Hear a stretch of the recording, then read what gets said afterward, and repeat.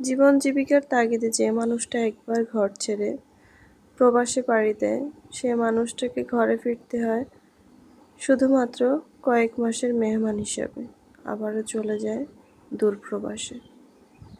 কিন্তু প্রবাস জীবন যখন বিপদের মুখে পড়ে যায়, তখনই বোঝা যায় কতটা কষ্ট। আসসালামু আলাইকুম, সাবরিনাস ব্লগ ভিডিও থেকে আমি সাবরিনা। আজকে খুব ছোট্ট একটা ভিডিও নিয়ে আপনাদের মাঝে হাজির হলাম। খুব সহজে কিভাবে আমি পায়েস তৈরি করি সেটাই আপনাদের সাথে শেয়ার করছি। প্রত্যেকটা স্টেপ দেখলেই বুঝতে পারবেন, কারণ সবাই আমরা গৃহিণী। মোটামুটি রান্নার কাজ সবাই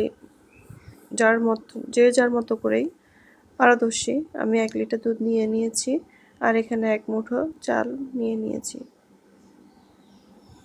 চালটাকে ভালো করে ধুয়ে নিচ্ছি। এরপর আমি চালটাকে দুধের মধ্যে দিয়ে দিব। আমি এখানে শুধুমাত্র গরুর দুধের পায়েসটা আজকে তৈরি করছি। পরিমাণ মতো চিনি, লবণ আর কিছু তেজপাতা, দারুচিনি, এলাচ দিয়ে দিব। তারপর বারবার নেড়ে চেড়ে আমার রান্নার কাজটা কমপ্লিট করব।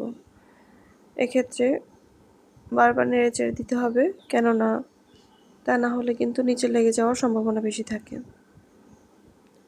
আর কিছুক্ষণ পর পর একটা সরের আস্তরণ বসতে থাকে, সেটা যদি নেড়ে চেড়ে পুরো পায়েসের সাথে মিশিয়ে দেওয়া যায় তাহলে খেতে কিন্তু দারুণ লাগে।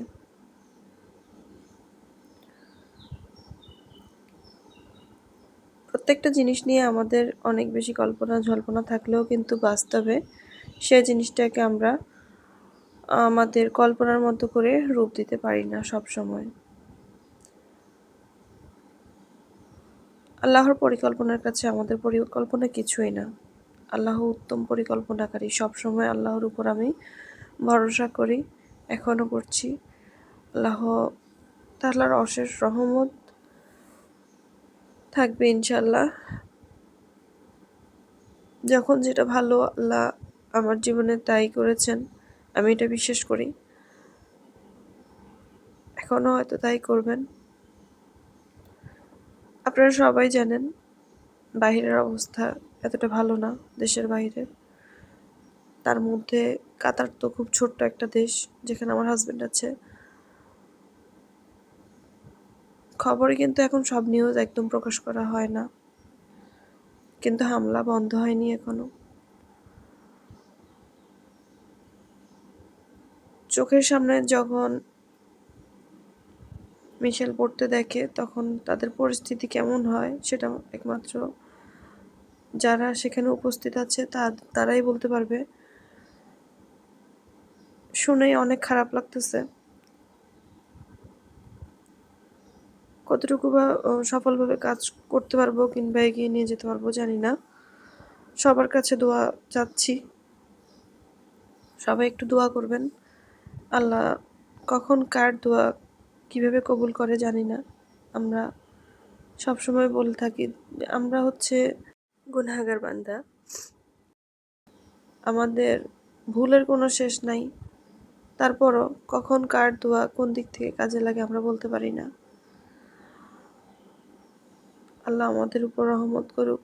আমাদের স্বজন, আত্মীয় স্বজন, হাজবেন্ড, কারো বাবা, কারো ভাই, কেউ না কেউ দূরপ্রবাসের মাটিতে পড়ে আছে আমাদেরকে ভালো রাখার জন্য। আল্লাহ সবাইকে হেফাজত করুক। সেই সাথে সবার কাছে আবারও আমি দোয়া চাচ্ছি, আল্লাহ যেন আমাদের ভাগ্যে, আমার ছেলেমেয়ের ভাগ্যে, আমার হাজবেন্ডকে সকল বিপদ আপদের হাত থেকে রক্ষা করে। সবাই একটু দোয়া করবেন। রমজান মাস, ইফতারের আগ মুহূর্তে বসে হলো একটু দোয়া করবেন। সবার কাছে একটাই রিকোয়েস্ট, সবাই ভালো থাকবেন।